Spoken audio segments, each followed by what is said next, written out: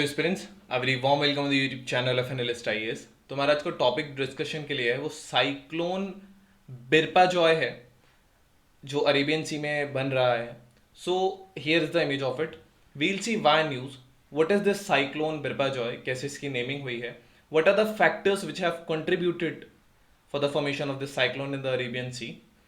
Then हम देखेंगे tropical cyclones form कैसे होते हैं और क्यों ट्रॉपिकल साइक्लोन्स जो हैं ये ईस्टर्न ट्रॉपिकल ओशंस में नहीं फॉर्म होते हैं, why they don't form there. After that we will see how is the naming of cyclones done. Then we have our today's prelims and the mains practice question. So let's Mains 2023 and the fever and tension about mains and ethics writing practice is must. कई महीनों से writing practice छूटी हुई है क्योंकि मैं पिछले 10 year से इथिक्स ऐसे पेपर एंड पॉलिटी के लिए स्टूडेंट्स को गाइड करता रहा हूं।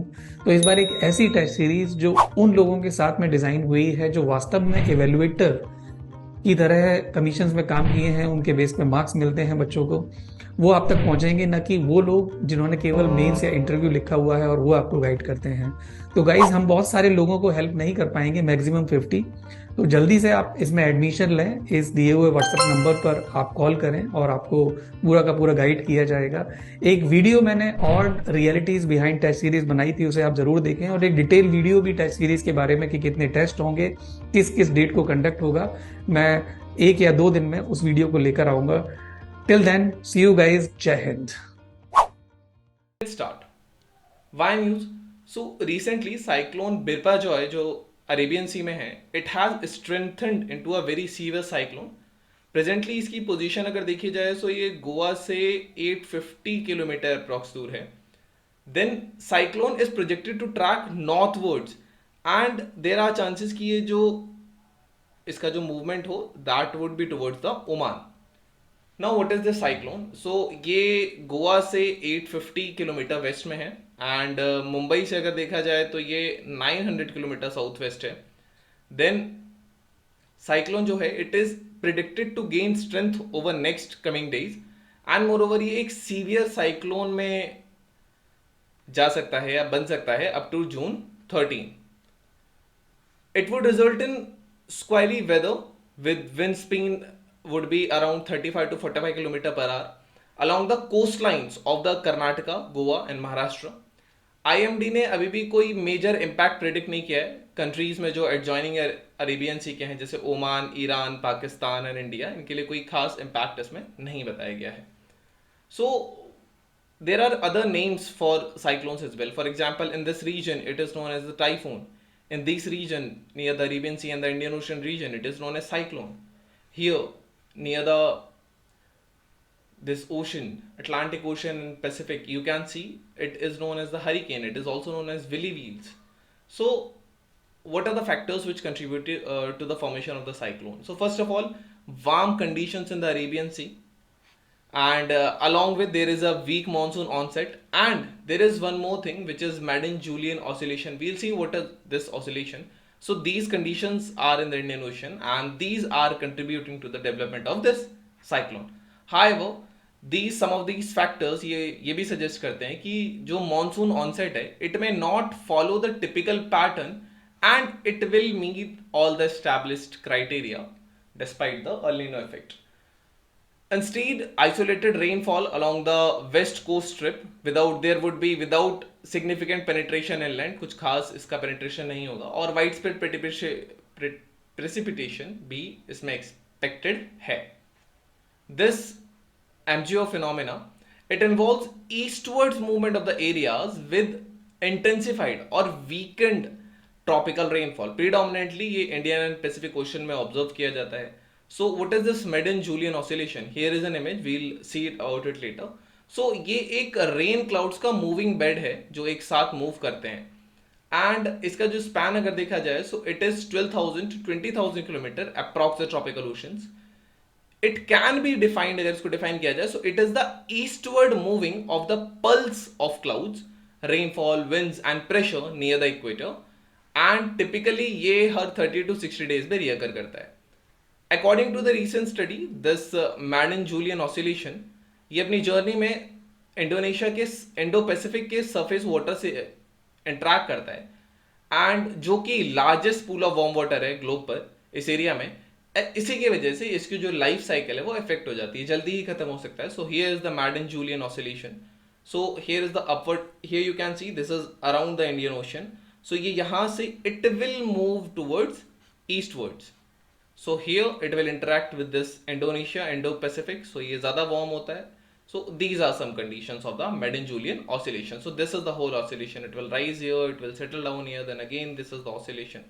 You can see this is Australia, this is Indonesia and all regions. So this is the region in which it occurs. Then how are these tropical cyclones formed? So water vapors basically यहाँ से rise करते हैं. They rise from the ocean surface. और जो ऊपर जो cold mass होता है air का, ये इसके साथ interact करते हैं और इसके साथ clouds का formation हो जाता है. एक column of low air pressure develop हो जाता है एकदम सेंटर पे, इसको आई भी कहा जाता है. एंड इसके चारों ओर विंड्स फॉर्म होने लगती हैं and they rotate due to the Coriolis force and all. So as the pressure in the central column weakens, जैसे जैसे प्रेशर वीक होता जाएगा, स्पीड जो है वो और इंक्रीज होती जाएगी उसके अराउंड, जैसे जैसे लो होता जाएगा प्रेशर. सो ट्रॉपिकल साइक्लोन्स ये लार्ज बॉडीज पर रिलेटिवली वार्म वाटर जहाँ है वहाँ ये फॉर्म होते हैं. So there should be warm water, there should be more evaporation, rising up of air पे बनते हैं, low pressure area में बनते हैं. So these are the things. ये जो अपनी energy है, they derive it from evaporation of water from the ocean surface, which ultimately it recondenses into clouds and rain when moist air rises and cools to saturation. So this is how it is. ये evaporate होता है तो heat ले लेता है, then ऊपर जाके फिर ये heat lose करके condense हो जाता है, फिर ये जो heat है ये और आसपास के मॉलिक्यूल्स को वार्म कर देगी. So these are some conditions और ये हमेशा प्रिवेल रहते हैं. That is how it can form a cyclone. So water takes up the heat from the atmosphere to change into vapour. जब ये वाटर वेपर है ये लिक्विड में दोबारा चेंज होता है रेन ड्रॉप्स में. जब ऊपर जाके वाटर वेपर आपका रेन ड्रॉप्स में चेंज हो जाएगा, देन अगेन ये हीट लूज करेगा. ये जो हीट होगी ये आसपास की एयर को और ज्यादा वार्म कर देगी. एंड ये जो this air it tends to rise and it will cause a drop in a pressure in that region. जो आसपास से ज्यादा एयर होगी that will basically rush towards this area and that is how it will form a storm in this region and this cycle is repeated and all.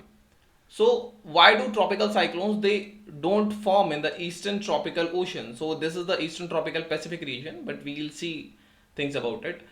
So one of the major reason is जो depth of warm water है 26 to 27 degree, it should extend for 60 to 70 meter from the surface of the ocean, so that the deep convection currents which are inside the water, they do not churn or they not mix the cooler water below the warmer water near the surface. This is the condition.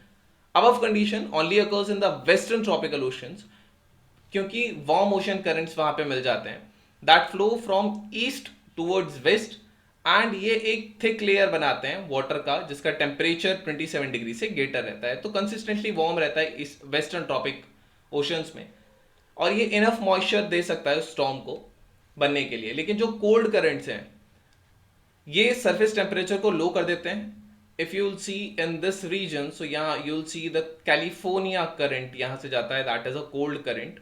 So this is how it is in the eastern parts of the tropical oceans and ये इनको unfit बना देता है cyclonic storms बनने के लिए. एक exception है जब अलिनो की ईयर्स आते हैं, स्ट्रॉन्ग हरिकेन्स आप पैसिफिक रीजन में देख सकते हैं. द रीजन इज क्योंकि अलिनो के टाइम पे वार्म वाटर एक्यूमुलेट हो जाता है ईस्टर्न पैसिफिक साइड में due to the weak Walker cell.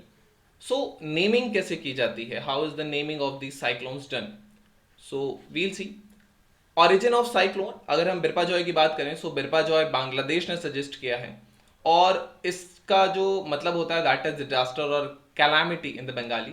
अगर नेक्स्ट साइक्लोन बिरपा जॉय के बाद इस रीजन में आएगा वो इंडिया के सजेशन से आएगा जिसका नाम तेज होगा. रोटेशनल बेसिस होता है नेमिंग के लिए. जो नेमिंग होते हैं साइक्लोन्स की कंट्रीज अलग अलग कंट्रीज करती हैं एक रोटेशनल बेसिस पे, कुछ एग्जिस्टिंग गाइडलाइंस होती हैं. सो रिस्पॉन्सिबिलिटीज दो की हैं, regional specialised meteorological centres and tropical cyclone warning centers. Worldwide 6 regional specialized meteorological centers हैं and 5 regional tropical cyclone warming centers हैं. ये advisory issue करते हैं, ये naming cyclones की issue करते हैं. So these are the things. IMD का अगर हम रोल देखें, ये one of the 6 regional specialised meteorological centres है, and it provide tropical storm surge advisories to 13 member countries under the World Meteorological Organization, Economic and Social Commission for the Asia Pacific, and this is known as ESCAPE panel also. So these are the things. ये IMD का role है. अब naming authority अगर देखी जाए तो RMSC जो new Delhi में बेस्ड है, ये भी मैंडेटेड है ट्रॉपिकल साइक्लोन्स जो नॉर्थ इंडियन ओशन में आते हैं उनके नेमिंग के लिए, including Bay of Bengal region में एंड अरेबियन सी में भी जो आते हैं.